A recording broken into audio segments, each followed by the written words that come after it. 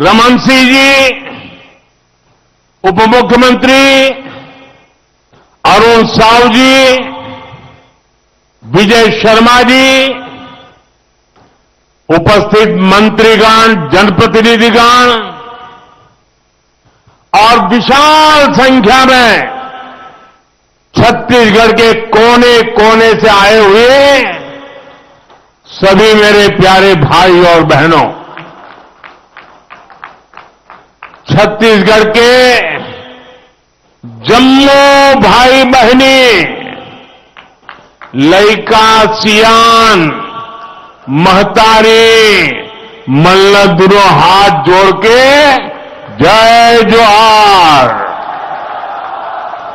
आज छत्तीसगढ़ राज्य अपन गठन के 25 बछर पूरा करीस है।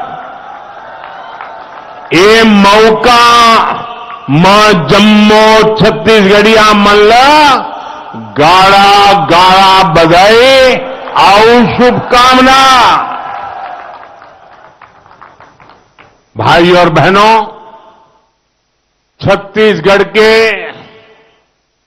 रजत जयंती समारोह में छत्तीसगढ़िया भाई बहनों के साथ साथ सहभागी बनना मेरे लिए सौभाग्य की बात है। आप सब भली भांति जानते हैं, मैंने भारतीय जनता पार्टी के कार्यकर्ता के रूप में छत्तीसगढ़ राज्य गठन से पहले का दौर भी देखा है और बीते 25 साल में सफर का साक्षी भी रहा हूं। इसलिए इस गौरवशाली पल का हिस्सा बनना मेरे लिए भी अद्भुत अनुभूति है। साथियों, 25 साल की यात्रा हमने पूरी की है। 25 साल का एक कालखंड पूरा हुआ है और आज अगले 25 साल के नए युग का सूर्योदय हो रहा है। मेरा एक काम करेंगे आप लोग, सब लोग बताइए, मेरा एक काम करेंगे? अपना मोबाइल फोन निकालिए, मोबाइल फोन का फ्लैश लाइट चालू कीजिए और ये अगले 25 साल के सूर्योदय का आरंभ हो चुका है। हर एक के हाथ में जो मोबाइल है उसकी फ्लैश लाइट चालू कीजिए। देखिए, चारों तरफ मैं देख रहा हूं आपकी हथेली में नए सपनों का सूरज उगा है। आपके हथेली में नए युग के संकल्पों की रोशनी नजर आ रही है। यही रोशनी जो आपके पुरुषार्थ से जुड़ी हुई है, जो आपके भाग्य का निर्माण करने वाली है। साथियों, 25 साल पहले अटल जी की सरकार ने आपके सपनों का छत्तीसगढ़ आपको सौंपा था। साथ ही ये संकल्प भी लिया था कि छत्तीसगढ़ विकास की नई बुलंदी छुएगा। आज जब मैं बीते 25 वर्षों के सफर को देखता हूं तो माथा गर्व से ऊंचा हो जाता है। छत्तीसगढ़ के आप सभी भाई बहनों ने मिलकर अनेक उपलब्धियां हासिल की है। 25 साल पहले जो बीज बोया गया था, आज वो विकास का वट वृक्ष बन चुका है। छत्तीसगढ़ आज विकास के पथ पर तेज गति से आगे बढ़ रहा है। आज भी छत्तीसगढ़ को लोकतंत्र का नया मंदिर, नया विधानसभा भवन मिला। यहां आने से पहले भी मुझे आदिवासी संग्रहालय के लोकार्पण करने का अवसर मिला। इस मंच से भी लगभग 14,000 करोड़ रुपए की योजनाओं का शिलान्यास और लोकार्पण हुआ है। मैं विकास के इन सभी कार्यों के लिए आप सभी को बहुत बहुत बधाई देता हूं। साथियों, साल 2000 के बाद यहां पूरी एक पीढ़ी बदल चुकी है। आज यहां नौजवानों की एक पूरी पीढ़ी है जिसने 2000 पहले के वो पुराने दिन नहीं देखे हैं। जब छत्तीसगढ़ बना था तब गांवों तक पहुंचना मुश्किल था। उस समय बहुत सारे गांवों में सड़कों का नामो निशान तक नहीं था। अब आज छत्तीसगढ़ के गांवों में सड़कों का नेटवर्क 40,000 किलोमीटर तक पहुंचा है। बीते 11 वर्षों में छत्तीसगढ़ में नेशनल हाईवे का अभूतपूर्व विस्तार हुआ है। नए नए एक्सप्रेसवे अब छत्तीसगढ़ की नई शान बन रहे हैं। पहले रायपुर से बिलासपुर पहुंचने में कई घंटे लगते थे। अब उसका समय भी घटकर आधा ही रह गया है। आज भी यहां एक नए 4 लेन हाईवे का शिलान्यास किया गया है। ये हाईवे छत्तीसगढ़ की झारखंड से कनेक्टिविटी को और बेहतर बनाएगा। साथियों, छत्तीसगढ़ की रेल और हवाई कनेक्टिविटी के लिए भी व्यापक काम हुआ है। आज छत्तीसगढ़ में वंदे भारत जैसी तेज ट्रेनें चलती है। रायपुर, बिलासपुर और जगदलपुर जैसे शहर अब डायरेक्ट फ्लाइट से कनेक्टेड हैं। कभी छत्तीसगढ़ सिर्फ कच्चे माल के निर्यात के लिए जाना जाता था। आज छत्तीसगढ़ एक इंडस्ट्रियल स्टेट के रूप में भी नई भूमिका में सामने आ रहा है। साथियों, बीते 25 वर्षों में छत्तीसगढ़ ने जो कुछ हासिल किया है उसके लिए मैं हर मुख्यमंत्री, हर सरकार का अभिनंदन करता हूं। लेकिन बहुत बड़ा श्रेय डॉक्टर रमन सिंह जी को जाता है। उन्होंने तब छत्तीसगढ़ को नेतृत्व दिया जब राज्य के सामने अनेक चुनौतियां थी। मुझे खुशी है कि आज वो विधानसभा के अध्यक्ष के तौर पर अपना मार्गदर्शन दे रहे हैं और विष्णुदेव साय जी की सरकार छत्तीसगढ़ के विकास को तेज गति से आगे ले जा रही है। साथियों, आप मुझे भली भांति जानते हैं। आज भी जब मैं जीप से निकल रहा था, बहुत पुराने पुराने चेहरे मैं देख रहा था। बहुत मुझे मन को बड़ा संतोष हो रहा था। शायद ही कोई इलाका होगा जहां मेरा जाना न हुआ हो, और इसलिए आप भी मुझे भली भांति जानते हैं। साथियों, मैंने गरीबी को बड़े निकट से देखा है। मैं जानता हूं गरीब की चिंता क्या होती है, गरीब की बेबसी क्या होती है। इसलिए जब देश ने मुझे सेवा का अवसर दिया तो मैंने गरीब कल्याण पर बल दिया। गरीब की दवाई, गरीब की कमाई, गरीब की पढ़ाई और गरीब को सिंचाई की सुविधा, इस पर हमारी सरकार ने बहुत फोकस किया है। मैं आपको एक उदाहरण देता हूं।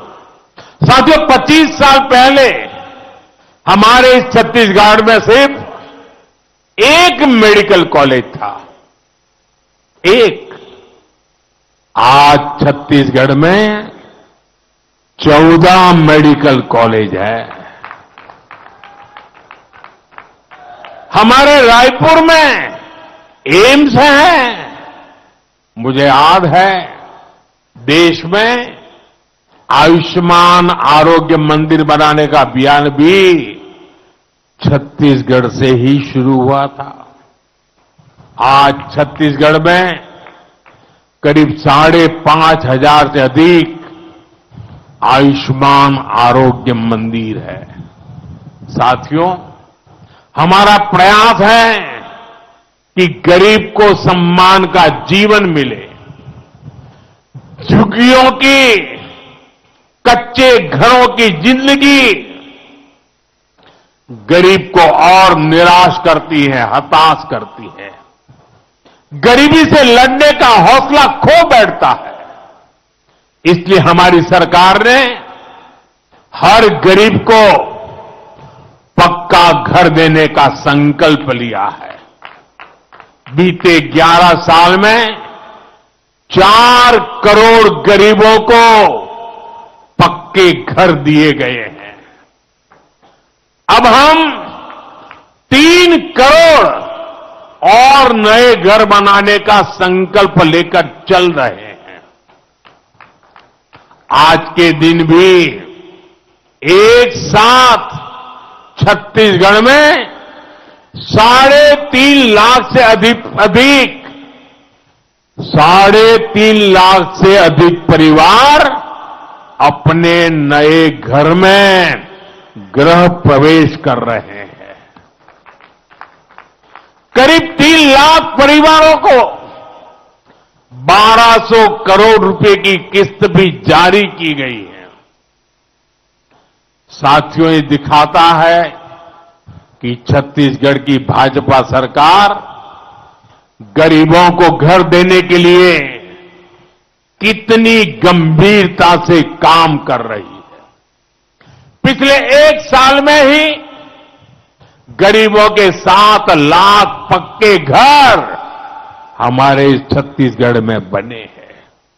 और ये सिर्फ आंकड़ा नहीं है, हर घर में एक परिवार का सपना है, एक परिवार की अपार खुशियां समाई है। मैं सभी लाभार्थी परिवारों को बहुत बहुत शुभकामनाएं देता हूं। साथियों, छत्तीसगढ़ के लोगों का जीवन आसान बने, आपके जीवन से मुश्किलें कम हो, इसके लिए हमारी सरकार लगातार काम कर रही है। आज छत्तीसगढ़ के गांव-गांव में बिजली पहुंच चुकी है। जहां बिजली नहीं आती थी, वहां आज जमाना बदल गया। आज तो वहां इंटरनेट तक भी पहुंच चुका है। कभी सामान्य परिवार के लिए गैस का सिलेंडर, एलपीजी गैस कनेक्शन बहुत बड़ा सपना होता था। एक आध घर में जब गैस सिलेंडर आता था, लोग दूर से देखते थे, ये तो अमीर का घर होगा, उसके घर आ रहा है, मेरे घर कब आएगा। मेरे लिए मेरा हर परिवार गरीबी से लड़ाई लड़ने वाला परिवार है और इसलिए उज्ज्वला गैस का सिलेंडर उसके घर पहुंचाया। आज छत्तीसगढ़ के गांव, गरीब, दलित, पिछड़े, आदिवासी परिवारों तक भी गैस कनेक्शन पहुंच चुका है। अब तो हमारा प्रयास सिलेंडर के साथ ही जैसे रसोई घर में पाइप से पानी आता है ना, वैसा पाइप से सस्ती गैस पहुंचाने का भी हमारा संकल्प है। आज ही नागपुर 400 गुणा गैस पाइपलाइन राष्ट्र को समर्पित की गई है। मैं इस परियोजना के लिए भी छत्तीसगढ़ के लोगों को बधाई देता हूं। साथियों, छत्तीसगढ़ में देश की एक बड़ी आदिवासी आबादी रहती है। ये वो आदिवासी समाज है जिसका एक गौरवशाली इतिहास रहा है, जिसने भारत की विरासत और भारत के विकास के लिए बहुत बड़ा योगदान दिया है। आदिवासी समाज का योगदान पूरा देश जाने, पूरी दुनिया जाने, इसके लिए हम निरंतर काम कर रहे हैं। देश भर में आदिवासी स्वतंत्रता सेनानियों के संग्रह बनाना हो, संग्रहालय बनाना हो या भगवान बिरसा मुंडा के जन्म दिवस को जनजातीय गौरव दिवस घोषित करना हो, हमारी कोशिश यही है कि आदिवासी समाज के योगदान का हमेशा गौरवगान होता रहे। साथियों, आज इसी कड़ी में हमने एक और कदम उठाया है। आज देश को शहीद वीर नारायण सिंह आदिवासी स्वतंत्रता संग्राम सेनानी संग्रहालय आज देश को मिला है। इसमें आजादी से पहले के 150 से अधिक वर्षों का आदिवासी समाज के संघर्ष का इतिहास दर्शाया गया है। हमारे आदिवासी स्वतंत्रता सेनानियों ने कैसे आजादी की लड़ाई लड़ी, उसकी हर बारीकी यहां दिखती है। मुझे पूरा विश्वास है ये संग्रहालय आने वाली पीढ़ियों को प्रेरित करता रहेगा। साथियों, हमारी सरकार एक तरफ आदिवासी विरासत को संरक्षण दे रही है, दूसरी तरफ आदिवासियों के विकास और कल्याण पर भी जोर दे रही है।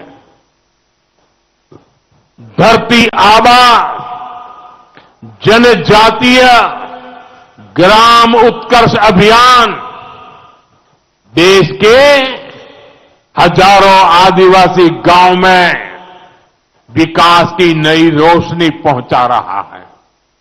ये करीब 80,000 करोड़ रुपए की योजना है। 80,000 करोड़। आजाद भारत में इस स्केल पर आदिवासी इलाकों में काम कभी नहीं हुआ। ऐसे ही सबसे पिछड़ी जनजातियों के विकास के लिए भी पहली बार कोई राष्ट्रीय योजना बनी है। पीएम जन मन योजना के तहत पिछड़ी जनजातियों की हजारों बस्तियों में विकास के काम हो रहे हैं।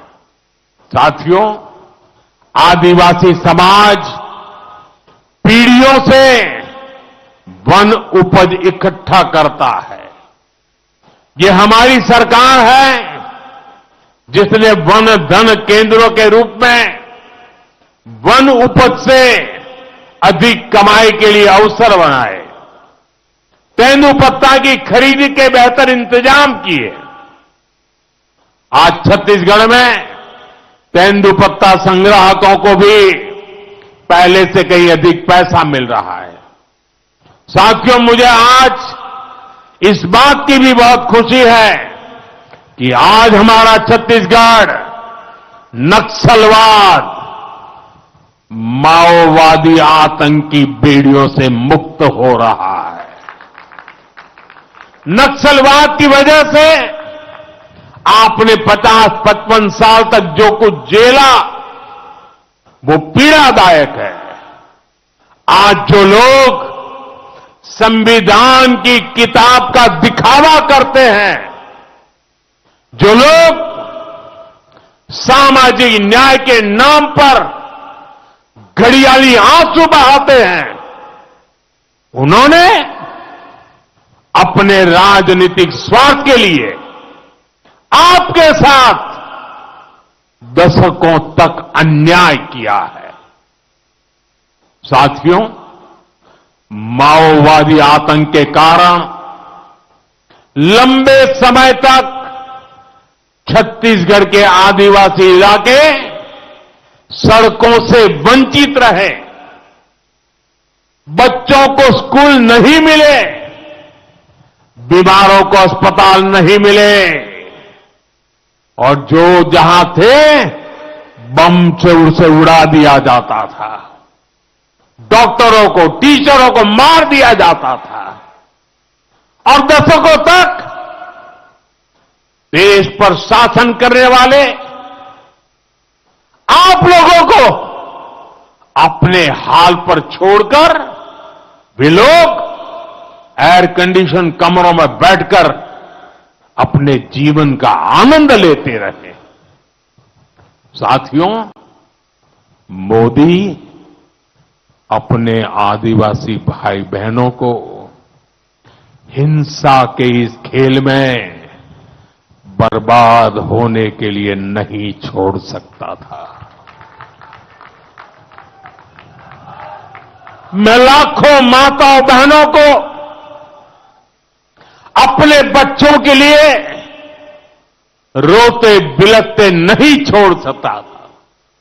इसलिए 2014 में जब आपने हमें अवसर दिया तो हमने भारत को माओवादी आतंक से मुक्ति दिलाने का संकल्प लिया और आज इसके नतीजे देश देख रहा है। 11 साल पहले देश के 125 जिले माओवादी आतंक की चपेट में थे और अब 125 जिलों में से सिर्फ 3 जिले बचे हैं। 3 जहां माओवादी आतंक का आज भी थोड़ा रुबाब चलाने की कोशिश हो रही है, लेकिन मैं देशवासियों को गारंटी देता हूं, वो दिन दूर नहीं जब हमारा छत्तीसगढ़, हमारा हिंदुस्तान, इस हिंदुस्तान का हर कोना माओवादी आतंक से पूरी तरह मुक्त हो जाएगा। साथियों, यहां छत्तीसगढ़ के जो साथी हिंसा के रास्ते पर निकल पड़े थे, वो अब तेजी से हथियार डाल रहे हैं। कुछ दिन पहले कांकेर में 20 से अधिक नक्सली मुख्य धारा में लौट आए हैं। इससे पहले 17 अक्टूबर को बस्तर में 200 से अधिक नक्सलियों ने आत्मसमर्पण किया था। बीते कुछ महीनों में ही देश भर में माओवादी आतंक से जुड़े दर्जनों लोगों ने हथियार डाल दिए हैं। इनमें से बहुतों पर लाखों करोड़ों रुपये